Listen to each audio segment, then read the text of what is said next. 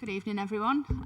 Welcome to the Cabinet meeting for this evening. I will be chairing this meeting in the absence of Councillor Wilson, who has been unfortunately pinged and is in isolation, although is not showing any symptoms. So we'll send Councillor Wilson our best wishes and hope that it stays like that and he doesn't show any symptoms.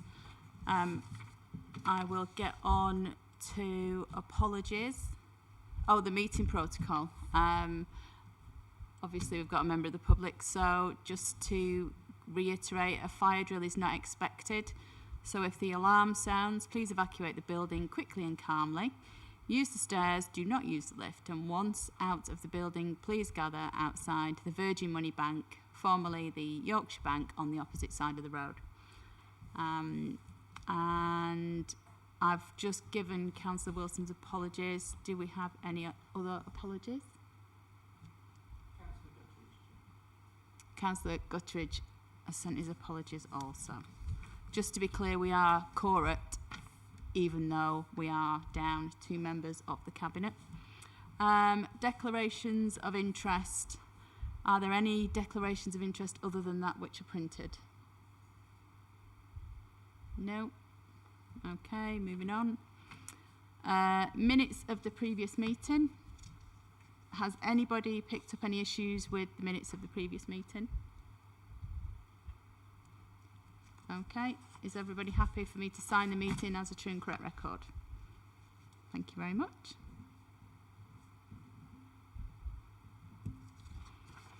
And we will go on to public consultation. I've got public speakers on items 6, 7 and 9, and I will take them on the order of the agenda items rather than all at once.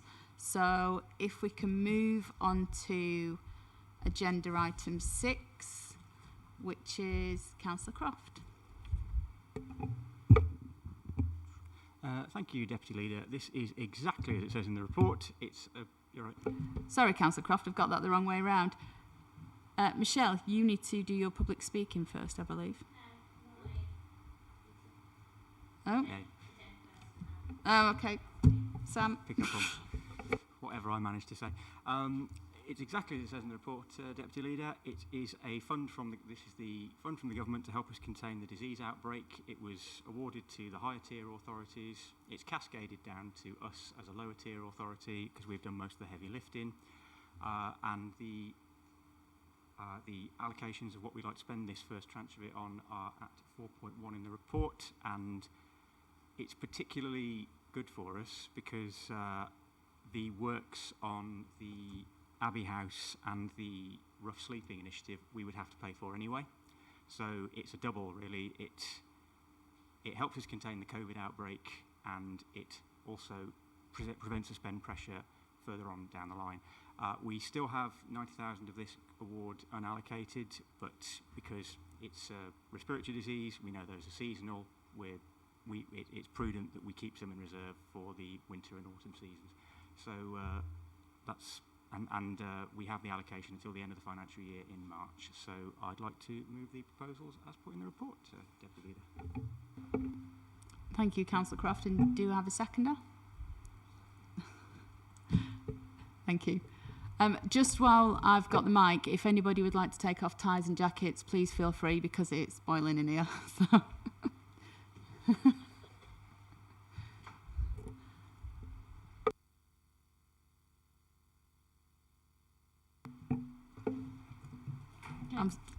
You said you didn't want to speak on this item? No, I said I'd speak after. Yeah, public speaking is first. It's always been after the presentation. Okay. Yeah, I just want to say that the 2 things that came out from that, from the paperwork, is really, and I wanted to sort of emphasise, communication is really key. So it's good to see that there's 10,000 allocated to communication materials and things. And often face-to-face speaking with people is most effective. Obviously, that is quite time-consuming, and takes a lot of staff time. So it may be that actually you need even more in there on the communications. And the other thing is really leading by example from everyone at every level in the council, from councillors, and officers both. Thank you. Thanks. Has anybody got any comeback questions, queries for Mrs. Kondaka? No? So we're moving on. Can I ask any other member that needs to speak? Nope. So can we have a vote? Show of hands. Everybody support? That's counted. That's passed. Thank you. Next item is item 7, which is the General Fund and HRA Capital Outturn, and that's you again, Councillor Croft. Thank you again, Deputy Leader. Right, this is the General Fund and Housing Revenue Account and Capital Programme Outturn for last year. So it's a backward-looking document, and Craig's finally managed to calculate how things stood on the 31st of March. It was a tough year in terms of spend pressures, as you would expect. We've had nearly 4 million in extra spend pressure through the pandemic, and I won't recite the various analyses because they're exactly what you'd expect: loss of fees through economic activity slowing down and increases in temporary accommodation, etc., etc. The main takeaway that I want to flag to Cabinet is there is an increased contribution to reserves through an increased surplus, but these surpluses are not a windfall. They are earmarked for the reserves, and that's a very key point to understand. And there's several things to unpack there. The first one, which as discussed on page 7 in the report, there's a big distortion in the business rates, and that's because the business rates dropped off hugely during the pandemic because businesses stopped paying their rates, and the government has bailed us out to the tune of £5 million for that. We have received that grant in financial year 20, but we're not going to take the hit until financial year 21-22. So, and that's because of the extremely complicated and convoluted way that NNDR is calculated. So the upshot is that while it shows a £5 million surplus in relation to rates, that's going to have to go into a special sort of earmarked reserve that we're going to draw down from this year and beyond. It's not a windfall. Ideally wish it was, but just so members of Cabinet and public understand that is not accessible cash. And we're also, because during the pandemic the government did bail out the council with an awful lot of grants for the spend pressures, but that didn't mean that we hadn't already drawn down on a lot of our earmarked and allocated reserves. So the report is putting money back into our reserves simply because we need to cover our risks, because the pandemic is easing because of the vaccination programme, but the economic troubles will not, because as we all know, economic troubles follow from the actual event itself. So we've had some amusing remarks in the past from the opposition about earthquake funds and whatnot, but it is actually a vital part of corporate governance and risk management to the council that we do top up the earmarked reserves to cover our risks, and that's why we've got the 99,000 up from 18,000 going into reserves. And as the report points out, we currently have lower levels in our unallocated balance than our neighbours, so we do need to cover ourselves on that. That is the kind of decision that we need to make to ensure prudent financial management of the council, and that's the sort of thing that allows us to make policy spending changes as we did in the shadow budget. So that's what we're doing with this, Deputy Leader. There's also been some slippage in the capital programmes at Appendix D because repairs that still need to happen and money has been allocated to them, but it hasn't happened yet for various reasons. For example, we couldn't get in to do the works during the pandemic, and projects for which money has been set aside for have not yet taken place. So that's a very high-level summary that I wanted to draw attention to. While on paper, we have more in surplus, it's not usable surplus, it's earmarked. and that's the point I wanted to make to the public and to the Cabinet. But beyond that, Madam Deputy Leader, I will move the recommendations at point 2. Thank you, Councillor Croft. Have we got a seconder? Thank you, Councillor Evans. Mrs. Kandaka. Thank you. On 7.1, it says that the accounts need to be, the deadline was extended, and the accounts need to be signed off by the 31st of July. Have they actually been signed off already, or and are they, when, if they haven't, when are they likely to be signed off, either by Simone or, I believe she's leaving, so whoever's taking over that aspect, because obviously I'd like to know when they'll be ready for public inspection. There are a few things that sort of stood out for me. One thing was that I hadn't really thought about was how much extra bank charges are being incurred due to increased online. It says card payments, but I presume that meant card payments for all sorts of services and what have you. So a lot of people have been talking about sort of wanting to be able to pay by card in car parks and things, and I just wondered whether that was actually going to incur more charges as well. I don't know how that all works and things. And my big concern is still to do with the car parking.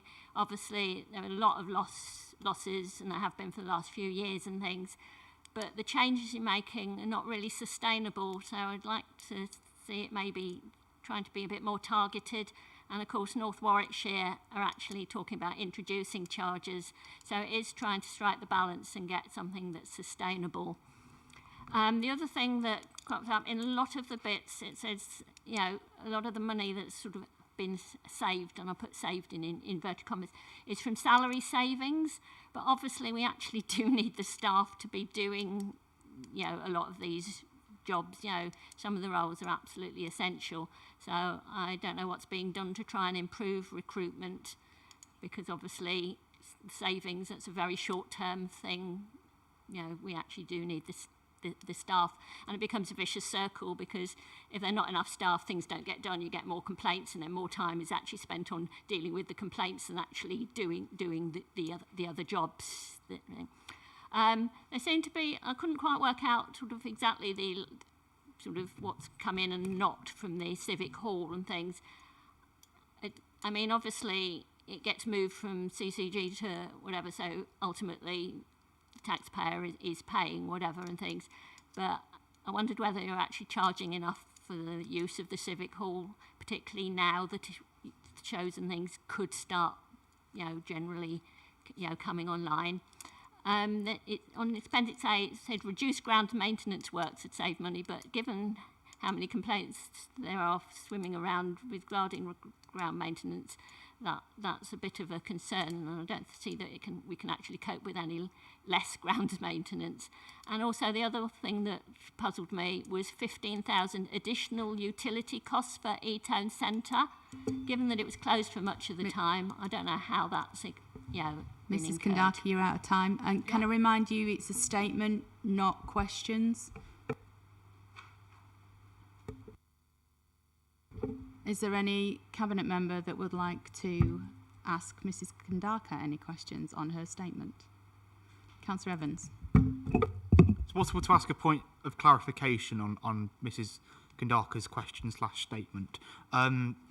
It's obviously made reference to the Civic Hall, and please jump up and correct me if I'm wrong, but you said that taxpayers are funding the Civic Hall at the moment. Is that what you said?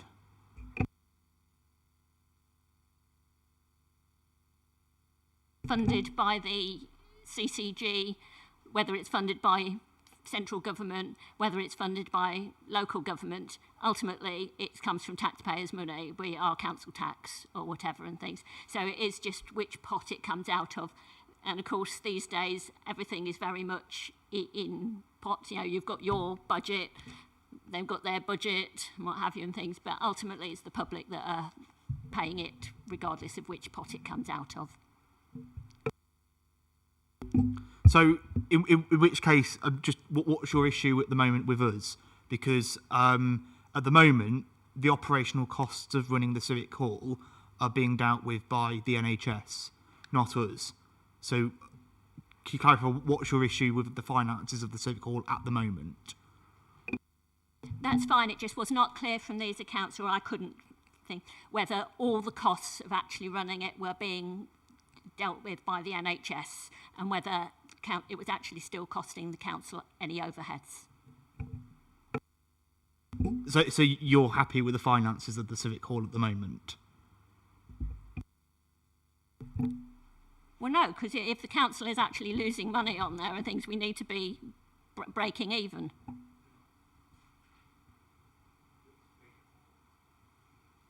That's great if you have made a profit and things. I could not work out, and it struck because it says rentals income from Civic Hall being used as COVID test centre, 22,000, and yet somewhere else there was a much larger amount that it had actually lost. So I wasn't sure whether all the costs were actually being met by the NHS. Thank you. Councillor Croft, I've just seen you raise your hand. Is it another point of clarification? Okay. Two points there, Chair. On the point raised about savings from reduced grounds maintenance works, remember this is a backward-looking document. This is last year, so it's how things worked out between March of last year and March of this year. We are not proposing to reduce the grounds maintenance, although if the contractor continues in the current vein, we should be making a lot of in-year savings because the contract works on the basis of if you don't do the job, you don't get paid. And on the other point I wanted to pick up, Madam Deputy Leader, is that if neighbouring authorities are looking at increasing car parking charges, we shall surely profit by the competition. Thank you. Thank you, Councillor Croft. So the item has been moved and seconded. Can I take a vote? Everybody in favour? Thank you, that's carried. So we will move on to agenda item 8, Annual Treasury Management Report. And this is again Councillor Croft. Thank you, Deputy Leader. Very briefly, it's a statutory requirement that's come to Cabinet for overview. Our friends at ANS have already had it. Again, it's a backward-looking document. It is a record of what happened and how the money was managed, not our budget as to what we're going to do with money, and it's the management of the cash and the investment portfolio, not the decisions on where money is going in terms of spend. And I will just flag for members in the public, again, this isn't sort of discretionary. It's not cash that we have access to. But while I am speaking on it, I will just take the opportunity to thank the Head of Financial Services, Craig Pugh, again. He's done some fantastic work with the team under, again, an awful lot of pressure, and the pressure seems to ramp up every year, doesn't it, Craig? Because there's always some change, and COVID was a huge change. So I think Cabinet would agree that we should express our thanks to him and the team. But otherwise, I'm happy to move the report. Thank you, Councillor Croft. Can I have a seconder? Thank you, Councillor Evans. And there's no public speakers on this item. So I will ask if any Cabinet member would like to speak. No, that's a no. So we'll move straight to the vote. All those in favour? It's carried. Thank you. And we move on to agenda item 9, which is the local enforcement planning consultation, which is Richard. Thank you, Chair. This is a consultation on local planning enforcement. As a planning authority, enforcement's a crucial part of our toolkit to ensure the rules are adhered to with regards to planning matters. The Council doesn't currently have a policy that details the procedures and prioritisations for planning enforcement within the borough. This is something I'm keen to develop in order for us to demonstrate best practice and to be transparent in our working practices. Although it's not a statutory requirement, it's recommended within national planning policy that the Council have a local enforcement plan. We've prepared a draft version of the plan which we want to consult on for a period of 12 weeks. After the closing consultation, we'll be bringing a report back to Cabinet with the outcome, along with any suggested amendments. The intention then will be for Council to adopt and put the local enforcement plan into place. So I move the item as printed in the report. Thank you, Councillor Smith. And do I have a seconder for the report? Councillor Evans again, thank you. And I now have public speakers. Mrs. Kondarka again. Thank you. Yeah, I was very pleased to see this. I've often felt that the borough has not really been robust enough with enforcement, and that becomes a bit of a vicious circle as well, in that developers think they can get away with things. So it'd be really good to have a set procedure, and hopefully it will mean that, you know, if there are breaches, which inevitably there will be because everyone's human, and developers will still try and get away with things, but hopefully they can be dealt with much more rapidly, and, you know, things don't get dragged out unnecessarily. And I hope it will be in conjunction with getting maybe another enforcement officer. Christopher Gilbert's been very, very good, but there's only one of him, and he can't be everywhere and do everything. So obviously we do need the staffing to back this up, but the principle of it's great. Thank you. Thank you. Are there any points of clarification? Councillor Smith. Yes, I can just come back to you on that we should have a second support officer starting with the department very soon. So Christopher will get his help.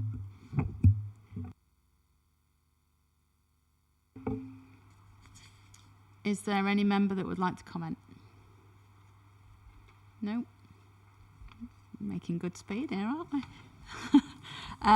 So that's been proposed and seconded. Can I take a vote of everybody in favour? That's carried again. Thank you. So we move on to agenda item 10, which is recommendations from overview and scrutiny panels. I've not been made aware of any recommendations, and I'm looking around the room and nobody else has got. We can move on from that one. Are there any other items? I have no other items. Nobody else has any other items? Well, that was a quick one. I shall now declare the meeting closed. Thank you, everyone. Yeah, please, can you stop the live stream? Thank you.